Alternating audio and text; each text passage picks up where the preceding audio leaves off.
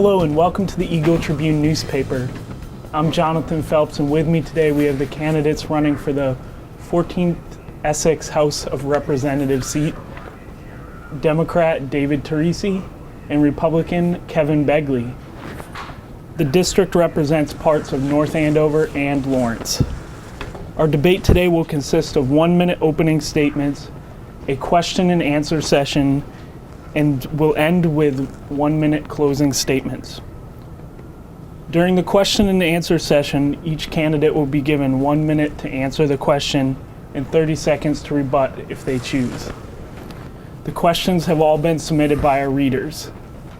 First, we'll be starting with opening statements, and first up is Mr. Kevin Bagley. Thank you, Jonathan.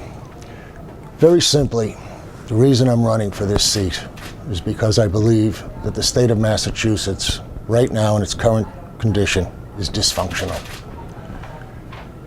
I think it's dysfunctional from the top right down. I've run a business now for 31 years, and I know one thing, that the first rule is that you never spend more money than you have. You hope for the best, but you plan for the worst. And you don't hire people until you have excess money. Now, I'd like to be one of the leaders that takes this state forward and runs this state within its means. Now, David, I think, is going to tell you that he's proud of what he's brought to the district. But if you look around and you see the blight, and you... Mr. Torrisi?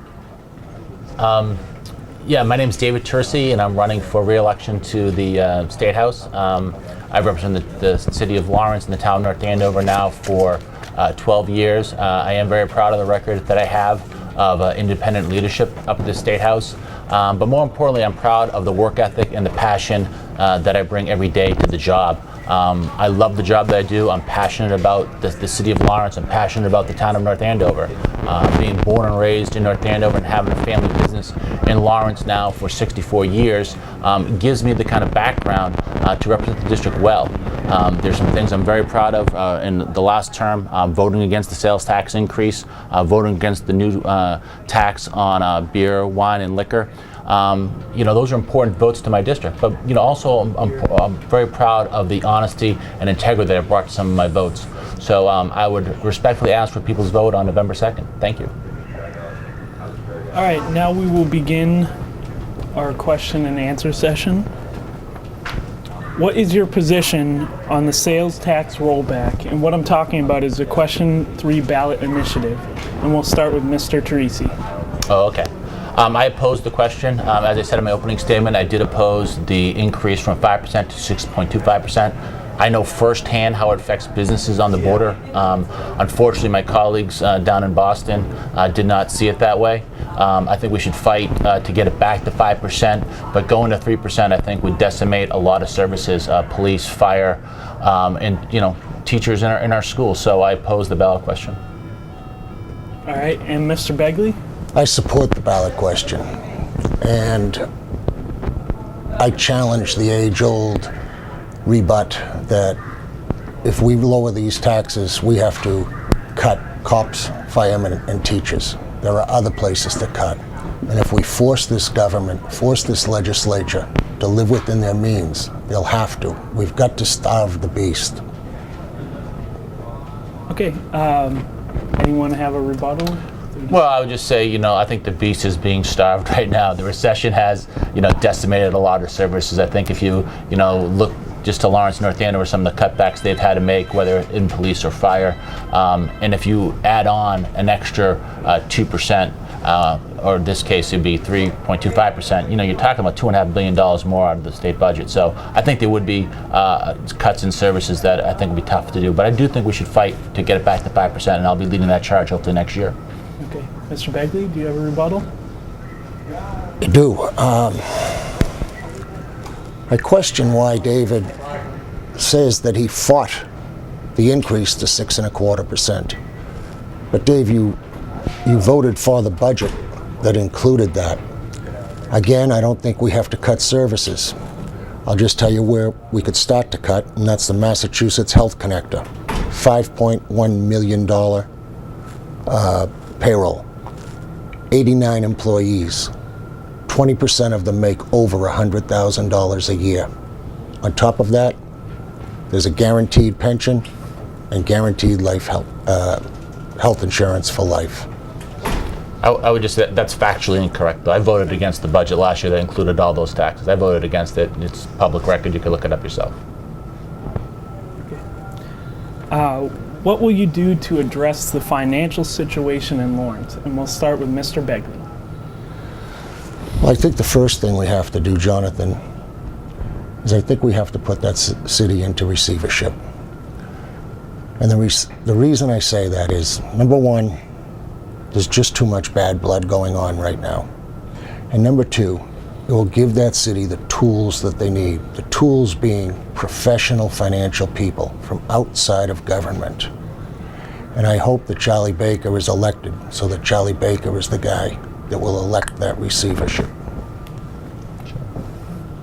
Well, I oppose receivership for the city at this time. I think we passed a bill that allows the governor, this governor, or the next governor, whoever that may be, to put the city into receivership.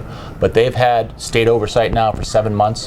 The current administration and the current city council running Lawrence did not create the financial problem that are going on in the city. They're working hard to solve it. It's not just mainly Antigua, it's a brand new city council. I think if we were to respect the democratic process, to allow, there were people calling for receivership as early as last January after this administration took office. To not give them the chance to even try to fix this problem, I think would be a disservice to the whole democratic process. You've got to give elected officials the chance to fix this themselves. And besides, the state is not in the business of just taking over cities and towns. I don't think it has the capacity to do that. If we used the same measuring stick for Lawrence, if we used it for other cities and towns, we'd have a lot of communities in receivership. Mr. Bagley, do you have a rebuttal? I do. As I've said before, I don't think we should look back to lay blame. I'm not looking to lay blame on who caused this, whether it's a prior administration in Lawrence. I say, in the beginning, if nothing else, we should have at least put a control board in, because that control board would have left the mayor, left his top guns with him, but at the same time would have, again, given him that professional help that they would have needed, just more tools. I would say the professional help has gotten there in the form of 3 or 4 people from the state. But also, what would a receiver control board do differently? They've made the cuts. They've balanced the budgets. The first budget's been balanced in 4 years. And I agree with you, Kevin. I don't think we should look back to the previous administration. We've got to look forward. And this budget that they've passed in the city has some painful cuts in it, but a receiver or a control board would have done probably the exact same things and maybe even worse. They'd cut the public out of the whole process. At least it was a public process when they got to this point. A receiver could have acted unilaterally. I think we got to respect the democratic process, and if they can't turn it around, there will be a receiver. I think that what a receiver would have done. There's only one rebuttal allowed. Sorry. Do you favor a cap on public pensions? And we'll start with Mr. Torrisi. Yeah, I mean, I think the pension system needs to reform, no question about it, and putting a cap in place, whether it's 80,000 or 100,000, would be appropriate. I think sometimes the public, they see these huge pensions given out to, like, former President Bulger of a couple 100,000. They see some people abusing the pension system, and they get very discouraged by it. But by and large, the average public pension is about 22 to 24,000, and I think it's an appropriate benefit for public employees who pay into the system. People forget that, I pay 11% of my salary goes to my pension, and we're not eligible for Social Security. So I think, capping pensions would be helpful. I don't think we should have pensions more than 100,000, I would say. Okay, Mr. Bagley? For the most part, I agree with David there. However, I don't believe that elected officials should be on a public pension plan. And I've said before that I think we should have a discussion, and maybe elected officials should be treated as 1099 employees. They'd be paid the way I'm paid right now. If I sell an insurance policy, I'm paid 100% of the commission up front The insurance company doesn't care if I pay my taxes, contribute to my retirement. It's my money. And I think that that's how we should consider paying elected officials. And it might not be a perfect system, but if we all sat down and different people threw ideas on the table, I think we could really improve this. And I think it would go a long way to promoting term limits without voting on term limits, because now it would no longer be a career position. All right, Mr. Torrisi, do you have a rebuttal? Yeah, I mean, I don't think a lot of people get into this business to collect a pension. I know I didn't. I don't even think I couldn't even tell you what group I'm in or how much I'm going to get down the road. I have no idea. I mean, I'm only 42 years old, so I'm not thinking in those retirement terms yet. I love the job I do. I'm going to continue doing it. I don't believe in term limits. So I just think that going forward we need to keep on looking at the pension system. We've made some changes already, but I'm not discounting what Kevin has said. Some of those things might be good ideas. Kevin, do you have a rebuttal? No, David's been in there for 12 years and he's only 42 years old. And I know that he didn't get into this for a lifetime pension. The fact is that at 12 years, he's got a heck of a pension. David puts in 11% of his income. However, that pension is still guaranteed by the taxpayer. So if that money isn't invested properly, and that money comes up short of what they call a defined benefit, then you and I are going to guarantee that pension. If elected or re-elected, will you vote the will of the people or the will of the legislature? And we'll start with Mr. Bagley. Without thought, I vote the will of the people. It's that simple. Okay. It's not very complicated. Okay, Mr. I Torrisi. assume you're referring to the ballot questions that are in front of us. I think, the ballot questions in front of us, we have to implement. If they're passed by the voters, we have to implement them. I think that when it comes to the last question, you talked earlier, question 3, I think it's going to be a very, very painful experience come January, because that income tax going to 3% will kick in January 1st. And we'll have to implement it right away, and there'll have to be some major, major budget cuts. So I absolutely agree with that if those ballot questions go through, we have to implement them. Mr. Bagley, do you have a rebuttal? No, I think I've said it. As hard as it would be, if the people voted to leave this at 6 1/4, but I'll tell you what I'd throw on the table if we did that. If you leave that, I'd consider it a consumption tax, but I'd want to immediately start discussing lowering the income tax. Did I rebuttal there? I'm sorry. Yeah, do you have a rebuttal? I would just say that if the question 3, which I think is polling, out of all the question now, is polling favorably, if that did pass, we'd have to do it. And even if it didn't pass, I'm still fighting to bring the sales tax back from 6.25 to 5%. Do you favor adopting a law in Massachusetts similar to the Arizona law that enforces immigration laws? Mr. Torrisi. No, I absolutely do not. I think the Arizona law goes way too far. I think it borders on racial profiling. I feel the same way as the U.S. Chamber of Commerce, the new partnership for a new America, the same way they feel about it. It is anti-business. It makes people scared to do business in Arizona. It has it has encouraged boycotts of Arizona. I don't think it's the right thing for our economy at all. Mr. Bagley. I would support it, Jonathan. And I think a lot of what David just said would be tough to back up with facts. As far as the boycotts is concerned, those boycotts were discussed by far left-wing groups of people. I don't see where it really and truly hurts employment. I'd fully support the law, and I fully support anything that the federal government would do as far as building fences and locking down our borders. Yeah, I just don't consider the U.S. Chamber of Commerce to be a far left group. I think that they know what we need to do to get this economy going forward, and they oppose the Arizona law. So I'm on the side of business on this one. Okay. Mr. Bagley, do you have a rebuttal? No, I don't see where this is on the side of business, other than certain business owners wanting to hire illegals, pay them cash, pay them under the table. I